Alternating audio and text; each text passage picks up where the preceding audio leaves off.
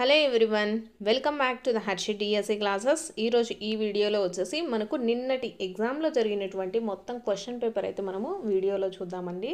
నిన్న జరిగినటువంటి వాటిల్లో వచ్చేసి నిన్న జరిగిన షిఫ్ట్లో రాసినటువంటి క్వశ్చన్స్ అండి ఇవన్నీ కూడా.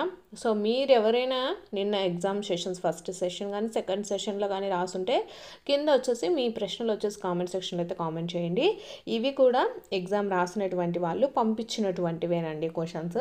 సో ఇవి కాకుండా మీకు ఏమైనా గుర్తుంటే కామెంట్ సెక్షన్లో అయితే కామెంట్ చేయండి. సో సైకాలజీకి సంబంధించి చూసుకున్నట్లయితే ఫస్ట్ సైకాలజీ, తెలుగు, మ్యాథ్స్, సైన్స్కి సంబంధించి అయితే చూద్దామండి. సో వీడియోలో వచ్చేసి దాదాపు 50+ క్వశ్చన్స్ ఉంటాయి. అలాగే ఒక ముఖ్యమైన విషయం ఏంటంటే ప్రతి షిఫ్ట్లలో కూడా కొన్ని క్వశ్చన్స్ వచ్చేసి రిపీట్ అవుతున్నాయండి. అంటే కొన్ని టాపిక్స్కి సంబంధించి కానీ లేకపోతే కొంచెం రిలేటెడ్గా కానీ అవే క్వశ్చన్స్ అడుగుతూ ఉన్నారు. కాబట్టి కొంచెం ఒకసారి ఇవి కూడా చూసుకొని అయితే వెళ్ళండి, మీరు ఈజీగా అయితే మార్క్స్ అనేది స్కోర్ చేయొచ్చు. సో సైకాలజీకి సంబంధించి ఏమేమి క్వశ్చన్స్ అడుగుతున్నారంటే, ఒక విద్యార్థి స్నేహితులతో ఆటలాడుటకు మాత్రమే పాఠశాలకు వస్తున్నాడు, కానీ చదువుకొనుటకు కాదు. అయినా ఇందులో ఉండేటటువంటి వైయక్తిక భేదాలు ఏంటి అనేసి అడుగుతున్నారు. అంటే వైయక్తిక భేదాలకు సంబంధించి క్వశ్చన్ అండి. నెక్స్ట్ ఇది వచ్చేసి, ఒక విద్యార్థి సైకిల్ నేర్చుకోవడం రాదు అని తన స్నేహితులతో హేళన చేయబడ్డాడు. తర్వాత ఆ విద్యార్థి సైకిల్ నేర్చుకొని దాన్ని నడుపుతూ ఆనందాన్ని పొందాడు. ఇందులో గల ప్రేరణలు మీకు ఫస్ట్ షిఫ్ట్ నుంచి కూడా క్వశ్చన్స్ వచ్చేటి ఏంటంటే అంతర్గత ప్రేరణ, లేకపోతే వ్యక్తి అంతర్గత ప్రేరణ, నెక్స్ట్ బహిర్గత ప్రేరణకు సంబంధించి క్వశ్చన్స్ అయితే అడుగుతున్నారండి. సో కాబట్టి మీరు ప్రేరణకు సంబంధించినటువంటి క్వశ్చన్స్ కూడా కంపల్సరీ అయితే చదువుకోండి. నెక్స్ట్ శైశవ దశలో గల వికాస కృత్యాలు ఈ రంగానికి చెందును అనేసి ఇచ్చారు. మీకు ఆల్రెడీ అందరికీ తెలిసిందే, శైశవ దశ కానీ వికాస కృత్యాలు అలాగే వికాస సూత్రాలు కంపల్సరీ క్వశ్చన్ అయితే ఉంటుందండి.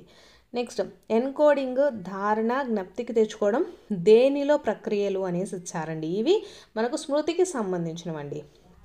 ఎన్కోడింగ్, ధారణ, జ్ఞప్తికి తెచ్చుకోవడం ఇవన్నీ దేనిలో ప్రక్రియలు అనేసి అడిగారు. నెక్స్ట్ చూసుకున్నట్లయితే పియాజే ప్రకారము అవిపర్యాత్మక భావన గల దశ ఏది అనేసి అడుగుతున్నారు. నెక్స్ట్ చూసుకున్నట్లయితే చోమ్స్కీ భాషకి సంబంధించి ఒక క్వశ్చన్ అయితే అడిగారు. నెక్స్ట్ వికాస రేటు వివిధ దశల్లో ఎలా ఉంటుంది అనేసి అడగడం జరిగింది. నెక్స్ట్ క్వశ్చన్ చూసుకున్నట్లయితే గీత అనే విద్యార్థి ఎగ్జామ్కి ప్రిపేర్ అవుతుందని వరల్డ్ కప్ మ్యాచ్ చూసింది. తర్వాత రోజు ఆ ఎగ్జామ్ సరిగా రాయలేదు. సో ఇది వచ్చేసి తిరోగమన అవరోధము, క్షయము సంబంధించి మనము ఏ క్వశ్చన్ అయినా అయితే అడుగుతూ వచ్చారు. సో నెక్స్ట్ క్వశ్చన్ చూసుకున్నట్లయితే మనకు గంటకు లాలాజలం రావడంలో లాలాజలం ఏది అనేసి ఇచ్చారండి. సో ఇవి కూడా మనకు కంపల్సరీ పియాజే సంజ్ఞానాత్మక సంబంధించి మనకు కంపల్సరీ అయితే ఉంటుందండి. లాలాజలం ఏంటి, గంట శబ్దం ఏంటి అనేసి అడుగుతున్నారు. నెక్స్ట్ ఎన్సిఎఫ్ ప్రకారం క్రింది వారిలో ఒక అభ్యాస వనరు ఏది అనేసి ఇచ్చారు. సో మనకు ఎన్సిఎఫ్ కంపల్సరీ అడుగుతున్నారండి. మీకు ఫస్ట్ షిఫ్ట్ కానీ సెకండ్ షిఫ్ట్లో కానీ మీకు ఇప్పటివరకు జరిగినటువంటి ఎగ్జామ్స్లో ఎన్సిఎఫ్ గురించి కంపల్సరీ అయితే బిట్ అయితే ఉంది. నెక్స్ట్ విద్యార్థుల అభ్యసనంపై శబ్ద కాలుష్య ప్రభావం ఉంటుంది. ఈ వాక్యంలో పరతంత్ర చరమ ఏది అనేసి ఇచ్చారు. సో వీటికి సంబంధించి ఈ టాపిక్స్ అన్ని ఇంపార్టెంట్ టాపిక్సే అండి. జోక్యచరం కానీ పరతంత్ర చరం కానీ ఇవన్నీ కూడా నేర్చుకోవాల్సి ఉంటుంది. నెక్స్ట్ వైగోట్స్లీ ప్రకారం జెడ్పీడి అనేసి అడిగారండి, zone of proximal development. Next చూసుకున్నట్లయితే యజమాని తిట్టాడు అని ఒక అమ్మాయి తరగతి గదిలోకి వచ్చి పేపర్ కాగితాలను చింపింది. ఇది ఏ రక్షణ తంత్రము అనేసి ఇచ్చారండి.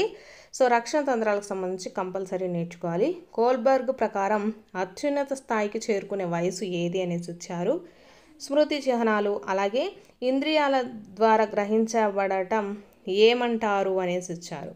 సో ఇవి మనకు సైకాలజీలో ఉండేటటువంటి క్వశ్చన్స్ అండి. సైకాలజీకి సంబంధించి ఇలా క్వశ్చన్స్ అయితే అడుగుతున్నారు. అంటే మనల్ని డైరెక్ట్గా కాకుండా ఇండైరెక్ట్గా అయితే క్వశ్చన్లు అయితే అడుగుతూ వచ్చారు. నెక్స్ట్ చూసుకున్నట్లయితే మ్యాథ్స్ అయితే చూద్దామండి. మ్యాథ్స్కి సంబంధించి log 5 వాల్యూ ఇచ్చారు, log 3 వాల్యూ ఇచ్చారు. అయితే దెన్ 2024లోని డిజిట్స్ ఇవనేసి ఇచ్చారు. Next cot θ plus cosecant θ p అనేసి ఇచ్చారు. అయితే cot θ ఎంత? నెక్స్ట్ థర్డ్ క్వశ్చన్ చూసుకున్నట్లయితే ఒక లంబకోణ సమద్విబాహు త్రిభుజం యొక్క కర్ణం ఇచ్చారు, అయితే త్రిభుజ వైశాల్యం కనుక్కోమన్నారు. నెక్స్ట్ దీనికి సంబంధించి ట్రయాంగిల్ పీక్యూఆర్లో క్యూ వద్ద లంబకోణం గలదు, అయితే ట్రయాంగిల్ క్యూపీఆర్ అలాగే ట్రయాంగిల్ క్యూఆర్పి ఎంత అనేసి ఇచ్చారు. నెక్స్ట్ ఇది 5th చూసుకున్నట్లయితే ఒక స్తూపంలో గోళము అంతర్లిఖించబడిన గోళం ఘనపరిమాణము స్తూపం ఘనపరిమాణం అడిగారంట. నెక్స్ట్ గసాభాకి సంబంధించి ఆరోహణ క్రమము, నెక్స్ట్ అంక మధ్యమానికి సంబంధించి బారు వడ్డీకి సంబంధించి 2 ప్రాబ్లమ్స్ అయితే ఇచ్చారండి. నెక్స్ట్ పై చార్ట్లో ఇచ్చేసి కోణం విలువ అడిగారు ప్రాబ్లమ్స్. గుణశ్రేణికి సంబంధించి 2 క్వశ్చన్స్ అయితే ఇచ్చారండి. సో మ్యాథ్స్కి సంబంధించి అయితే క్వశ్చన్స్ అయితే ఇవ్వండి. కొంచెం అయితే పేపర్ టఫ్గానే ఉందనేసి చెప్పడం జరిగింది. నెక్స్ట్ తెలుగుకి సంబంధించి చూసుకున్నట్లయితే అండ దానికి పర్యాయ పదాలు, విద్యాలయం విడదీయండి అనేసి ఇచ్చారు, విద్యాధనమును సంపాదించవలెను ఏ అలంకారం అనేసి ఇచ్చారు. 4th చూసుకున్నట్లయితే పలుకుబడుల భాష కావాలి అన్న కవి ఎవరు అనేసి ఇచ్చారు, గురువు ఉత్పత్తి అర్థము.